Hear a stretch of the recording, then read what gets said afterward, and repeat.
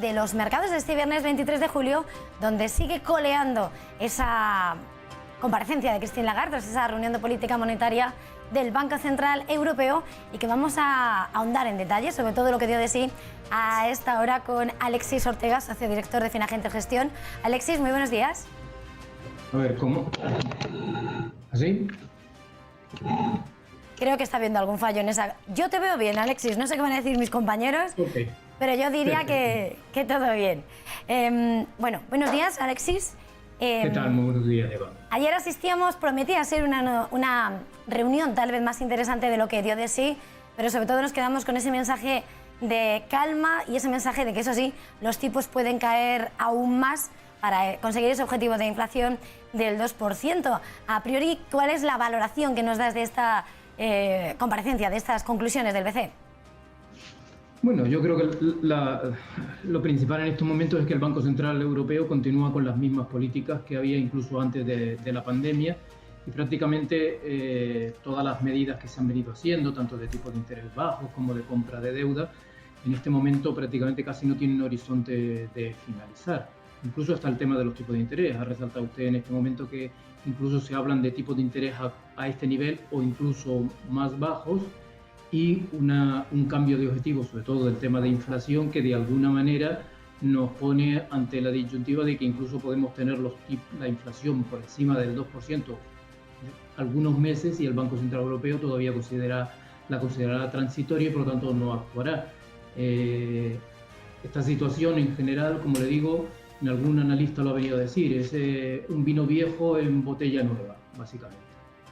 Un vino viejo en botella nueva, pero en lo que sí parece que en ese mensaje parece que copia un poco más, ¿no? Ese mensaje nuevo que se le acerca más a la FED sobre la idea de que la inflación va a ser más transitoria, que va a subir próximamente para luego bajar. Todavía no está tan cerca ese objetivo real del 2%.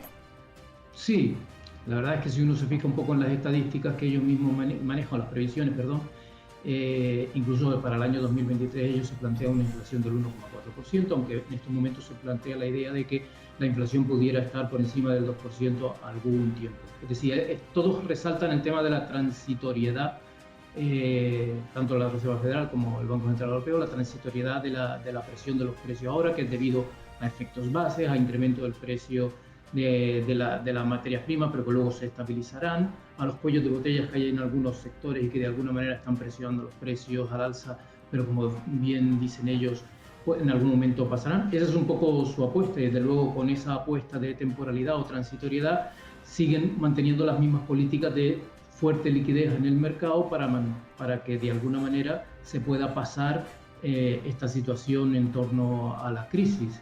Resulta curioso en estos momentos el elemento de resaltar la variante Delta, y sobre todo algo muy curioso porque ya estamos acabando julio. Julio es el 7º mes del año. El proceso de vacunación empezó a principios de año. La verdad es que se prometían que con el proceso de vacunación la actividad económica volvería otra vez a subir y volveríamos otra vez en cierto modo a la normalidad. Y la verdad es que si uno mira los ratios de vacunación en Europa, están relativamente bastante altos. El Reino Unido es el que más alto está, pero prácticamente España está a un 0,3% por debajo del Reino Unido, o sea que están en unos niveles muy altos y en un proceso muy rápido de vacunación. En este momento, si seguimos estos ritmos de vacunación, vamos a tener, antes de que acabe agosto, vamos a tener el 70% de la población vacunada, lo mismo en el Reino Unido. Europa posiblemente, o la Unión Monetaria en su conjunto, posiblemente estaría alrededor de principios de septiembre, en ese 70%. Y es curioso, Estados Unidos en estos momentos, después de un brillante comienzo, la verdad es que la reticencia a la vacunación por parte de la población está haciendo que los ritmos de vacunación se hayan descendido de manera muy importante, y en estos momentos está muy por debajo está España y el Reino Unido, y llegar al 70% yo creo que va a tardar muchísimo más tiempo.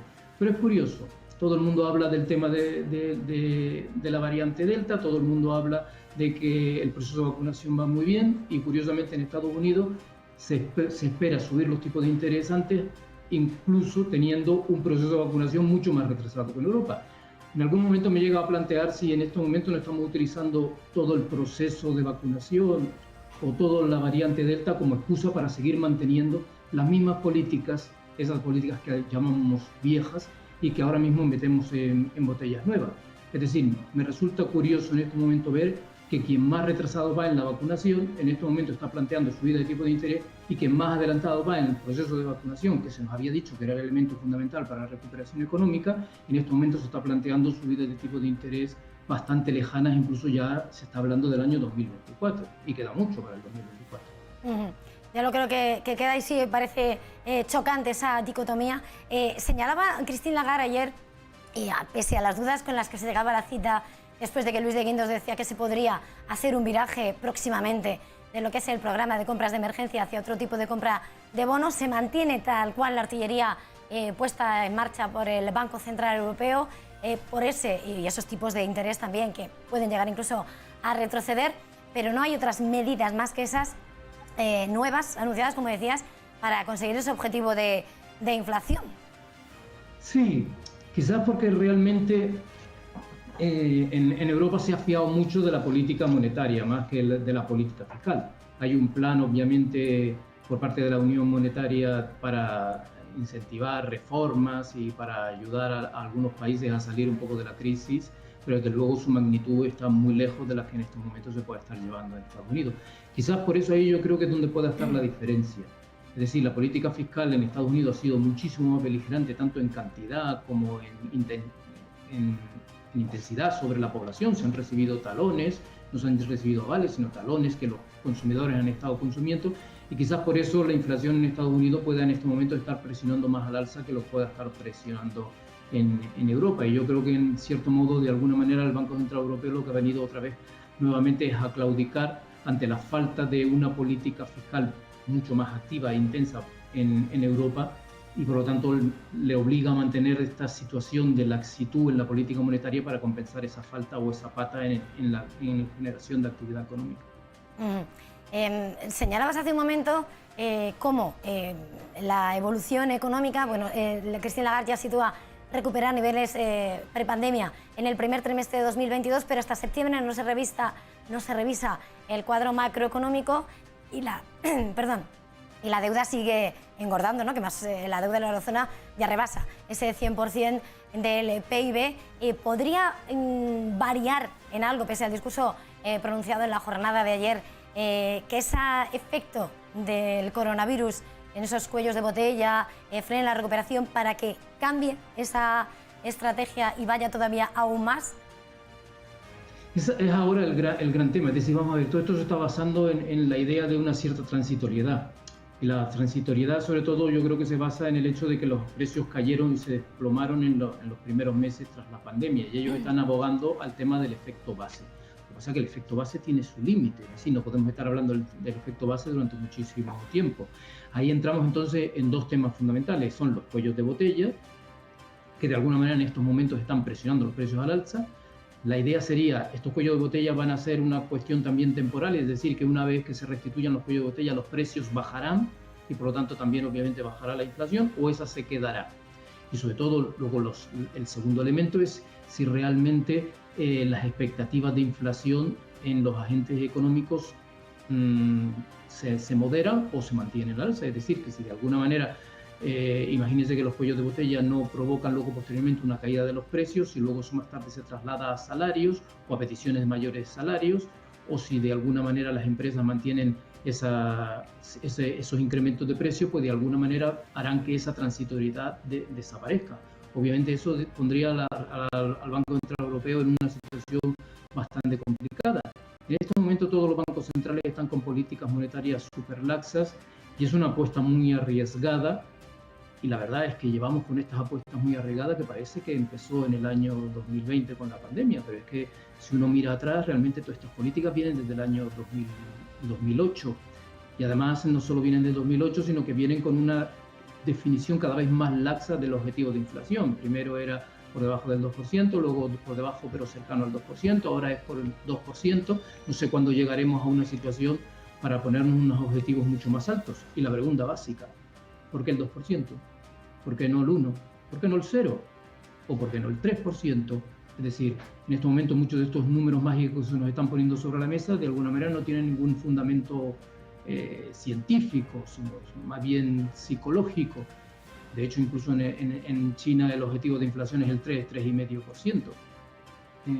Con lo cual, de alguna manera, no nos aclara muy bien si estas políticas de alguna manera van a tener algún momento su fin o en el fondo han venido desde el año 2008 a quedarse con una o con otra excusa a lo largo del tiempo.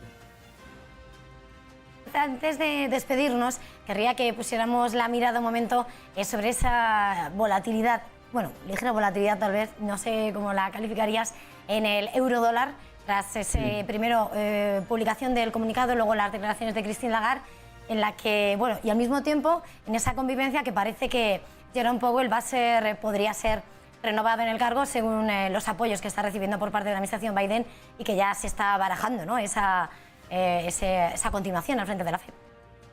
Sí, ahora mismo yo creo que en el tema de Biden no creo que haya ninguna razón para cambiarle de momento, puesto que de alguna manera lo lógico es que se renueven los cargos. Quizás el caso de Yellen, quizás por su beligerancia con Trump, pues hizo que realmente no completara esos 2 mandatos que generalmente suelen ser bastante habituales.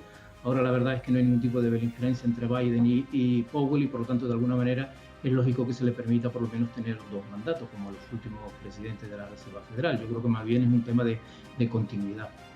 Y en el otro tema que me comentaba así del dólar, pues sí, la verdad es que hemos tenido desde ayer a hoy pues movimientos de ida y vuelta. La verdad es que parecía que el 1,1765 iba a ser un poco el suelo, hoy lo está haciendo de todas maneras en algún momento.